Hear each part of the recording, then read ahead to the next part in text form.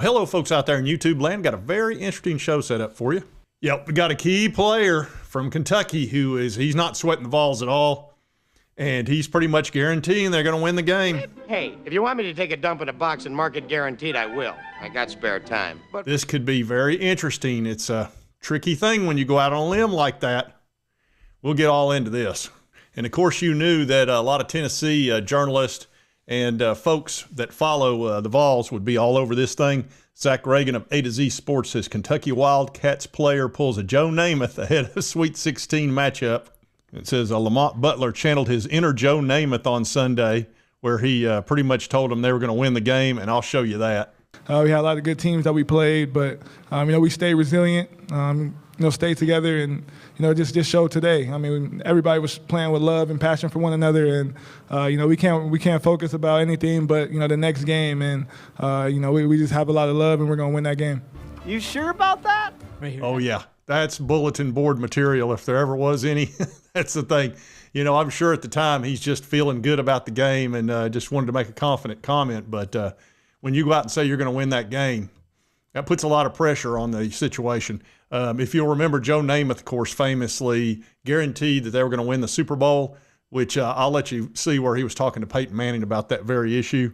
Super Bowl III, the guarantee, how did it come about? Thursday night, they were giving me an award for AFL Player of the Year.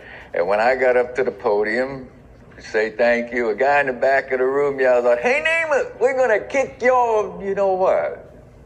Just while you're speaking, while you're up there. Wait a minute, man. I got news for you. We're going to win the game. I guarantee it. And that's all there was to it. Next day of practice, man, we're on the sideline. Coach Eubank standing there with his arms folded, and he is hot, boys. I'll tell you what you've done. You've gone and given them ammunition. Coach Schuler's going to put those clippings up on the bulletin board. Now they're going to get fired up. We had them overconfident. They was overconfident. And I felt bad, I sincerely felt bad about it. And I said, well, Coach, you told us we were going to win the game. I just said it because you told us that. I said, this is your fault, Coach. Right. And he's okay, get out of here. Boy, I ran off that field. Yeah, so Butler might be able to just blame Coach Mark Pope because he's always very positive. He's one of those likes to encourage the players. C-A-T-S, Cats! I love you guys. But yeah, I think he just got into his feels a little bit. But yeah, both the guys got a little over their skis. And of course, any type of bulletin board material you can get is great. Football, it's the best because it's such an effort sport.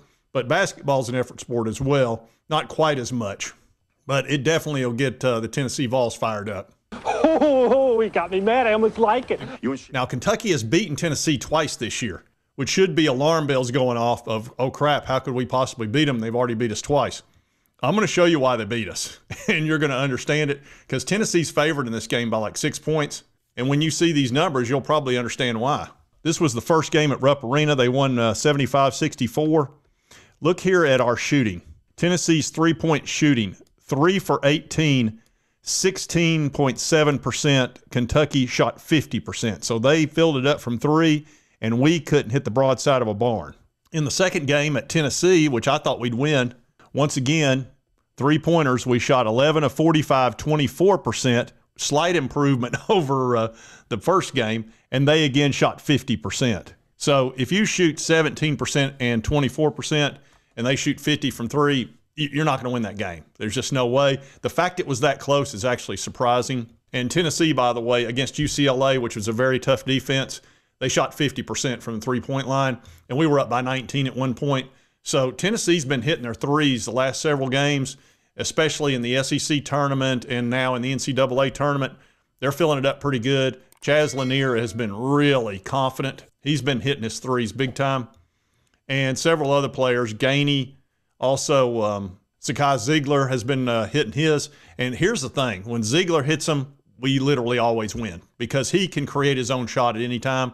There's no way they can stop Ziegler from shooting a three. If he's hitting, they're doomed because if you pull up on him, he's going around you, guaranteed. There's no player out there that as fast as he is, so he's going to burn you bad. Then he's going to either hit a layup real quick Or he's going to get inside, then pop it back out to Lanier or to Gainey for an open three. And you don't want that. That's a nightmare waiting to happen. Or he might even just lay it up for Okpara and he'll slam it home, or Phillips will. You cannot let Ziegler live in the paint. He'll just make your life awful. So really, it's about the three-pointers. If Tennessee hits their threes, I think they'll do well in this game. If they don't and they shoot 17 and 24%, we're not going to beat anybody, Kentucky or anybody else for that matter. But if we're shooting 40%, high 30s, something like that, it should be a darn good game. And again, Tennessee is favored in this one because I think a lot of people think they just had off games. Because Kentucky is not some great defensive team. They're solid, but they're not great. They give up a lot of points. But we just didn't hit. You know, here's the thing. You can be wide open. That doesn't mean you're going to hit a three. If you're cold, you can't throw it in an ocean sometimes. But anyway, I thought it would be fun to take a look at that. And yeah, you're going to be hearing this all week, all about guaranteeing the win. And it's usually a mistake to do that. But we'll see. On some level, I kind of respect it. But on another level, it's like, okay, you better be able to back it up, Butler.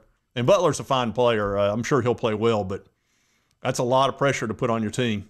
So anyway, if you like this content, be sure to hit that like button. Let's continue to cover all these big college sports stories. If you've not subscribed, boom, boom, boom, hit this little button right here.